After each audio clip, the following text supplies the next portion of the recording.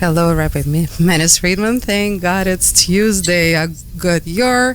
Now all the holidays are over, and reality is hitting us in the face again. This current reality, this temporary reality, but still, for now, it's what we are faced with. The question of today's program is, why do Democrats hate Trump so much? There was a rally this Sunday in Madison Square Garden, and on the Main Street Democratic media, it was covered as a Nazi rally of 1939. Trump is being called Hitler. I'm sorry. Either I have some block somewhere that I'm not seeing what others are seeing, that are calling it what they're calling it.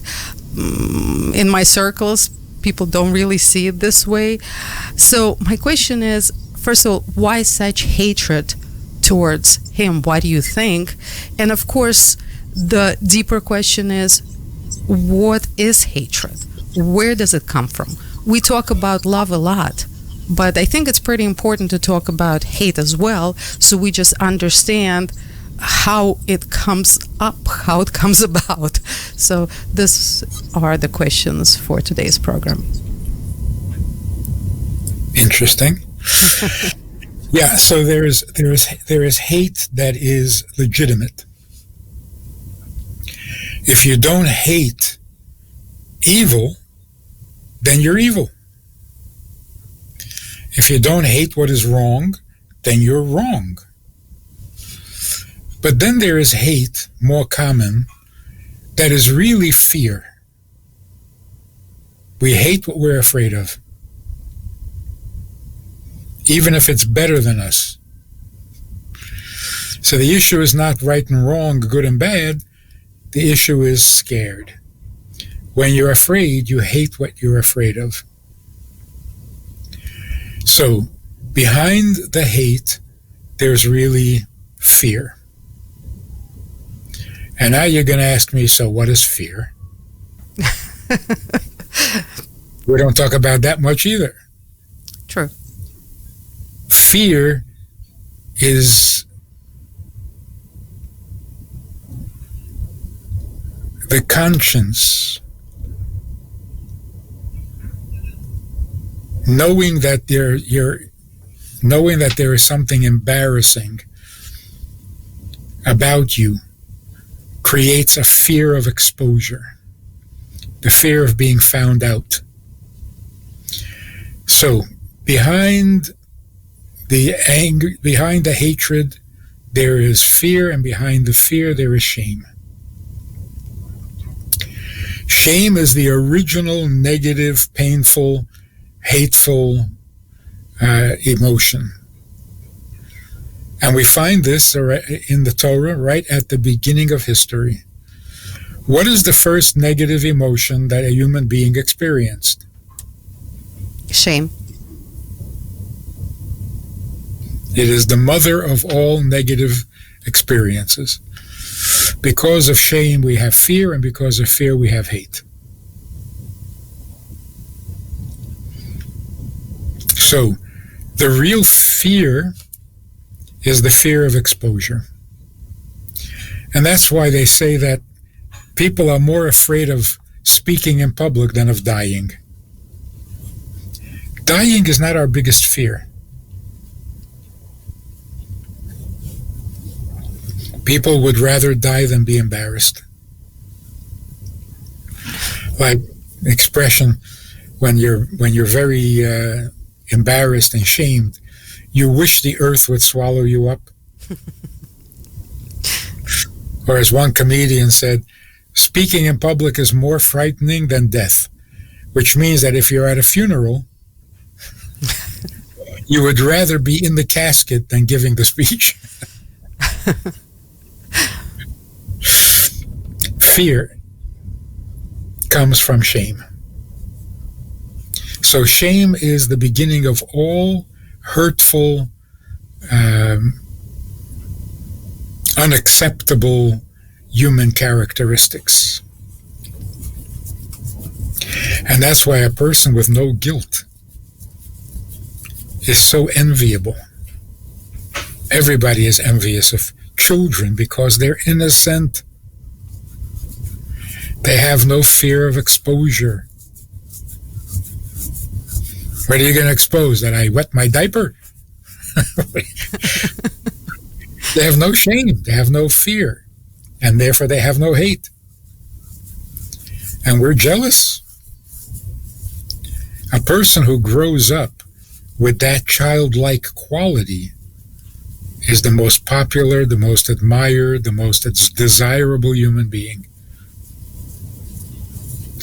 Because where there's no shame, there's no fear. Where there's no fear, there's no hate. And that's why when Mashiach comes, the world will be perfect, because there'll be nothing to be ashamed of. As long as there are things to be ashamed of, life is not going to be smooth or easy or in harmony with each other. So I think if you look at the way that this hatred is expressed, it is so hysterical. It's so desperate that you can almost feel the fear behind it. We can't afford to have him become president. It's a matter of life and death.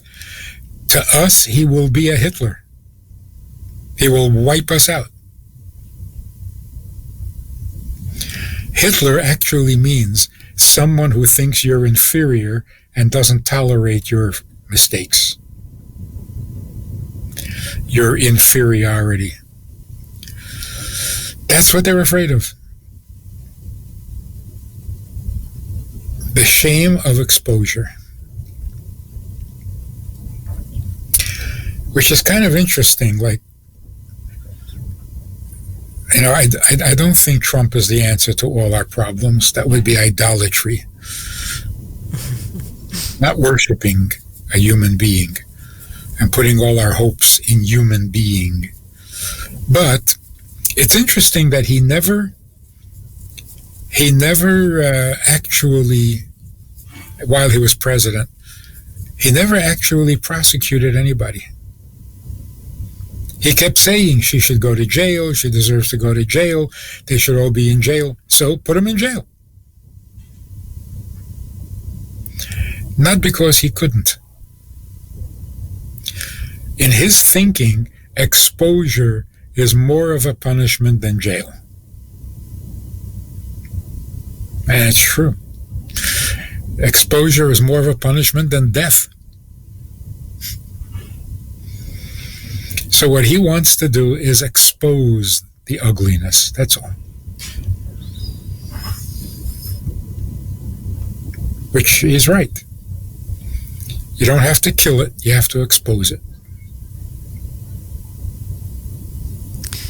It's getting so close to the elections, and people are really, really worried. Yes. Should we be worried?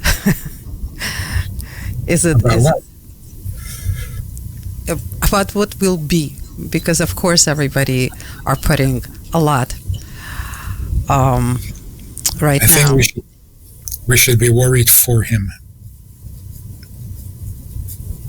He wins the election and his problems will just be beginning.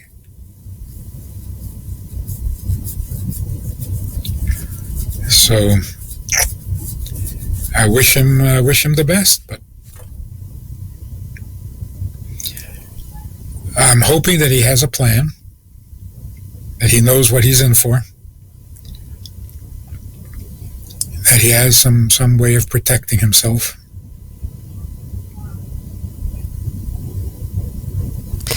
He keeps saying that there's more to be found out.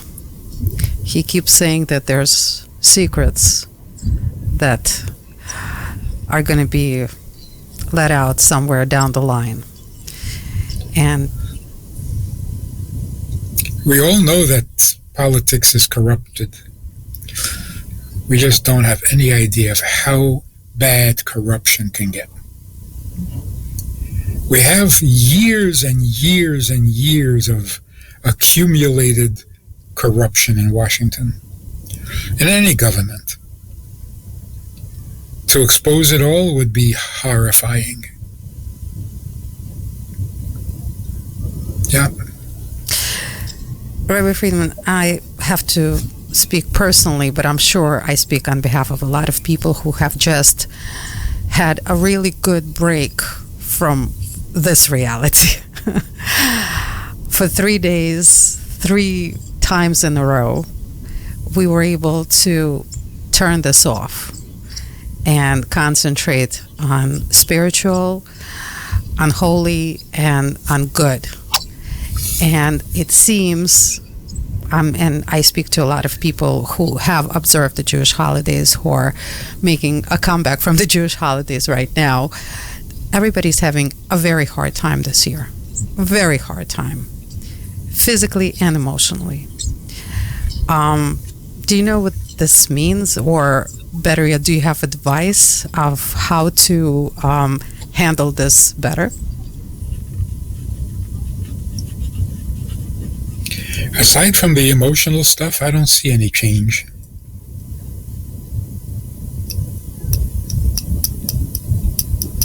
You know, it's a little spooky. Everything Israel does is so amazingly successful, militarily. Everything they do is miraculously successful. I wish they would give God a little more credit, but it's stunning. And everything the other nations try to do is miraculously failure. Miraculous. That's so clear. On the other hand, internal violence, the terrorism internally, doesn't go so well for us. Truck rammings and stabbings and why the difference?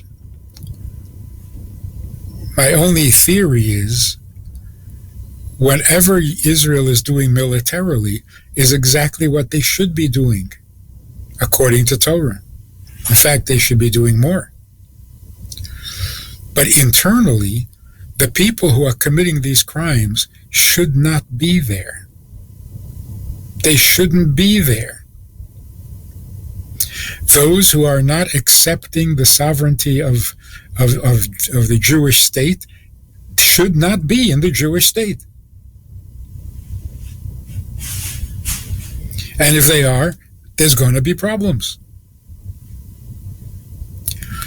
So militarily, we're doing the right thing, but socially, we're not doing the right thing. They shouldn't be there.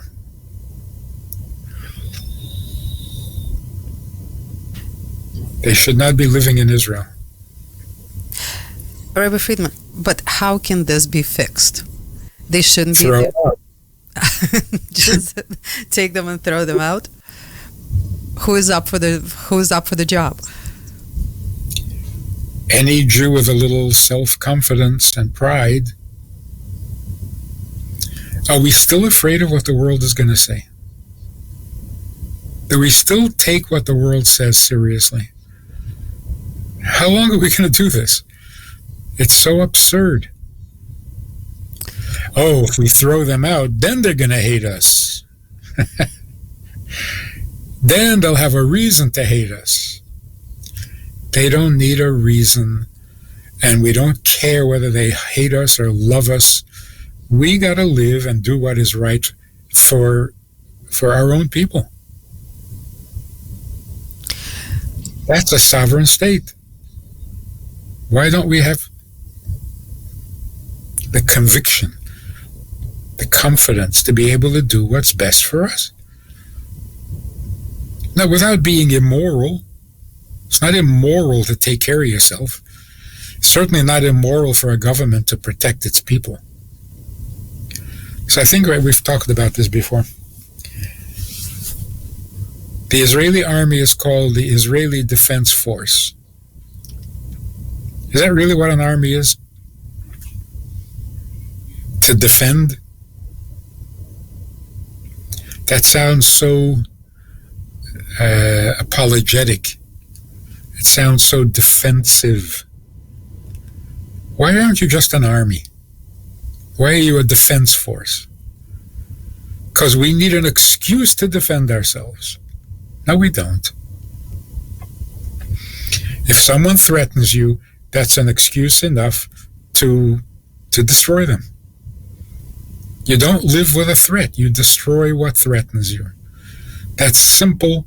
It's moral. It's logical. It's sensible. It's doable. But this retaliation for the hundreds of rockets that Iran sent, we're going to retaliate. Why did you wait until they sent the rockets? They told you they were going to. Why do you wait until you're bleeding before you fight back? Who does that? What moral, normal human being does that? If you bloody me, I'll fight back. What kind of self-defense is that? So in internal issues in the domestic arrangements of Israel, it's all wrong. This territory belongs to them. This neighborhood we can't walk into. This building we're not allowed to touch. Whose country is this? We got to get over that. Rabbi Friedman, you're saying every Jew with pride. I'm a Jew with pride. What do I do? What do I do? What can I do to make a difference? The fact that you have pride makes a difference. It has a ripple effect. But those who are in charge and those who are responsible and those who have the authority also have to have the confidence. So I guess we have to give them confidence. But it's not like any one of us can make their own rules.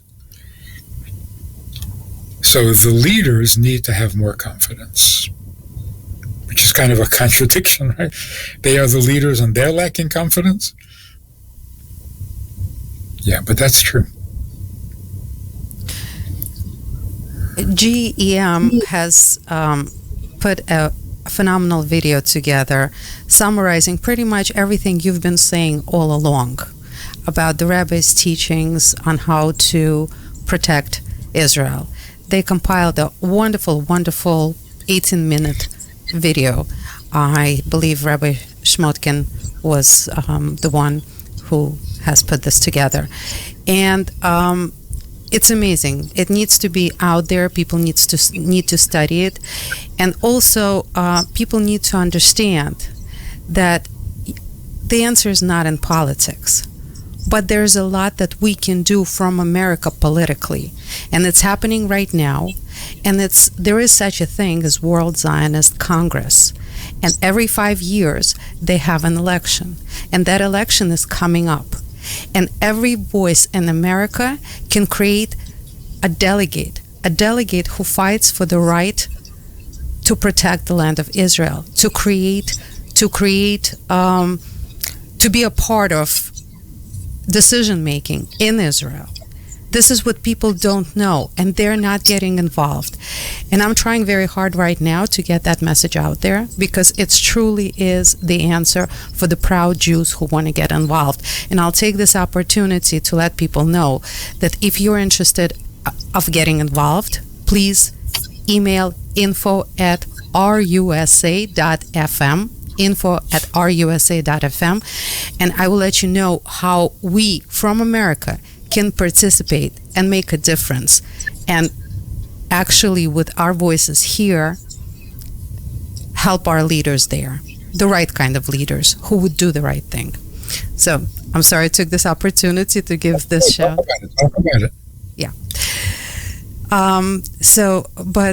Rabbi Friedman, going back to our elections here and our situation here, do you think that the people in the United States are doing enough to make a difference right now, right here? Are we so now we have two sides. One that is scared, and what would we call the other side?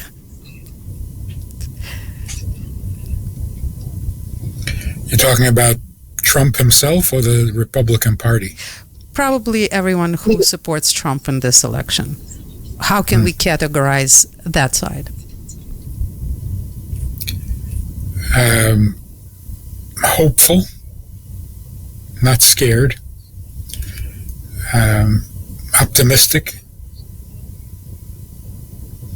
I think that's what's fueling this movement. There's a ray of hope. So that's the difference. There's hopefulness against fearfulness. Optimistic against pessimistic.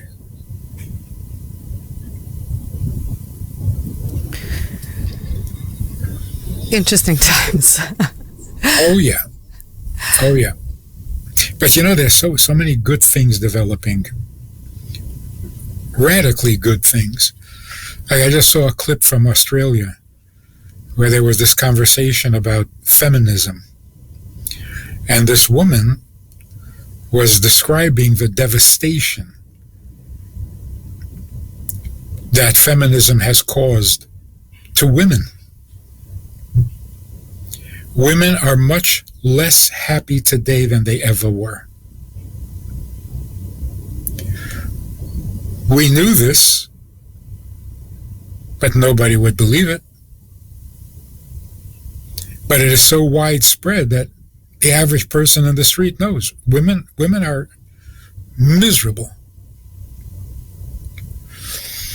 And the reason they're miserable is because they thought that equality with men would bring some kind of satisfaction, some kind of fulfillment. Of course it doesn't. Anyone with their head on straight knew that. It wouldn't.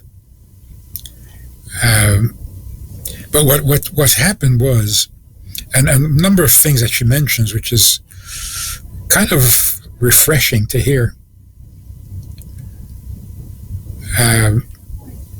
Being on birth control for most of your life has got to be devastatingly unhealthy to the body, never mind to the soul.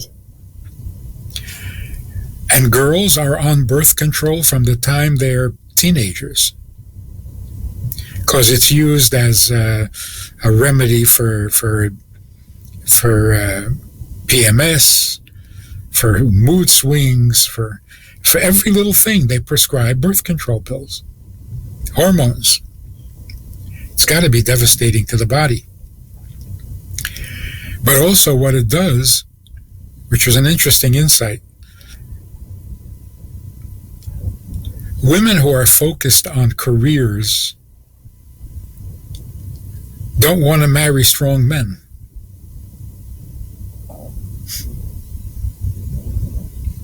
So they marry weak men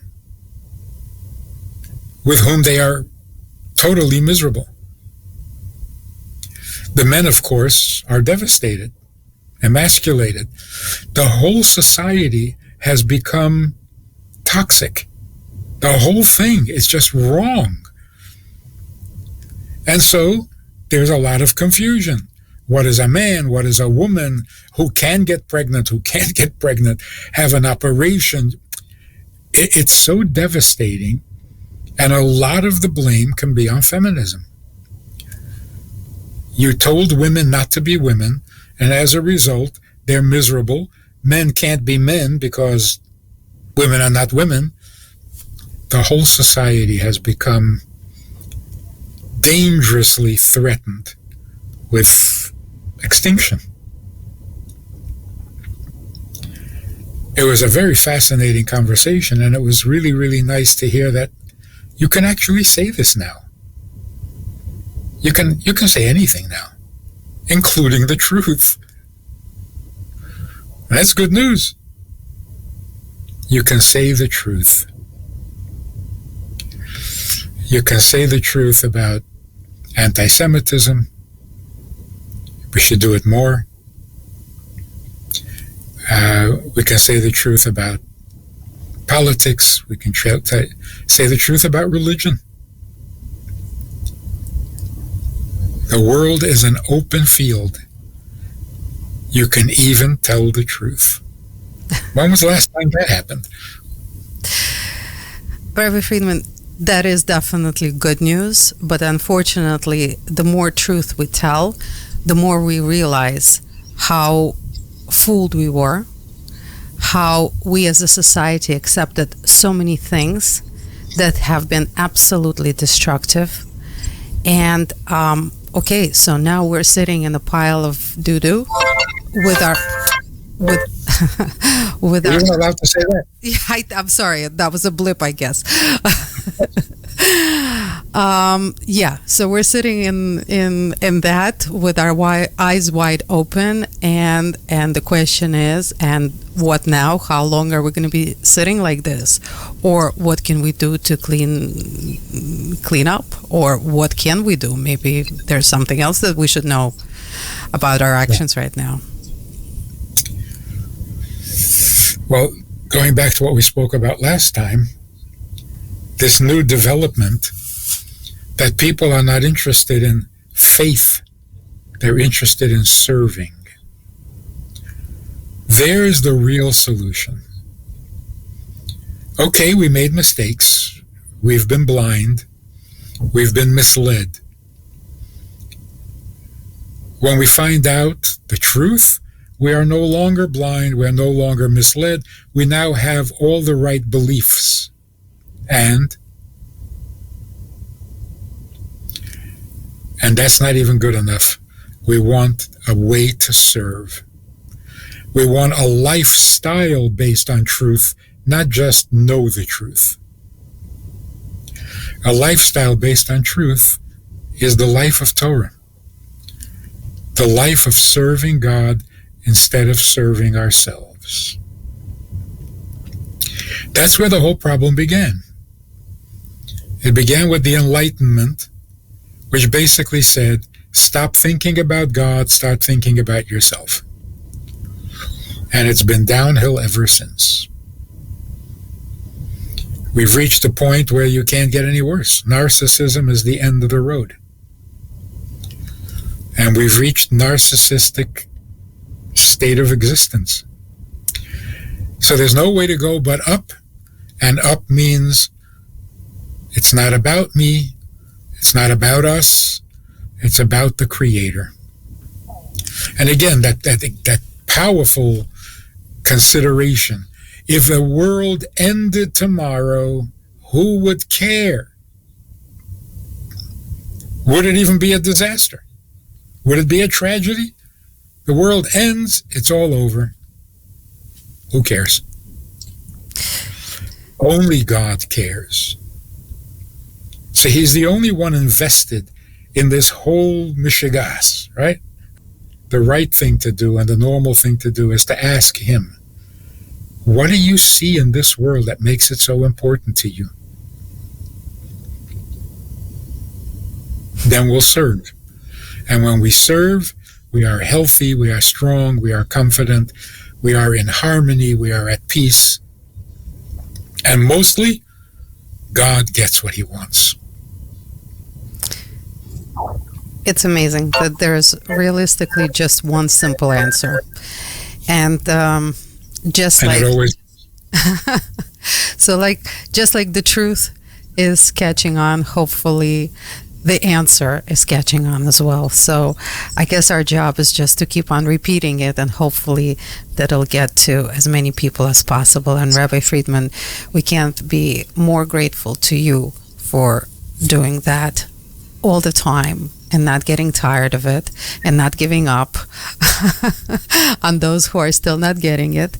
We're very, very grateful to you for your time and your wisdom, and especially the fact that you're allowing us to take part and spreading this message out as well. Thank you so much. Thank you for making it happen. And I should have only good news. Amen. Only good news. Till next, thank God it's Tuesday. With good news only. Next Tuesday is a big one, actually. So only good news. Thank you so much, Rabbi Friedman.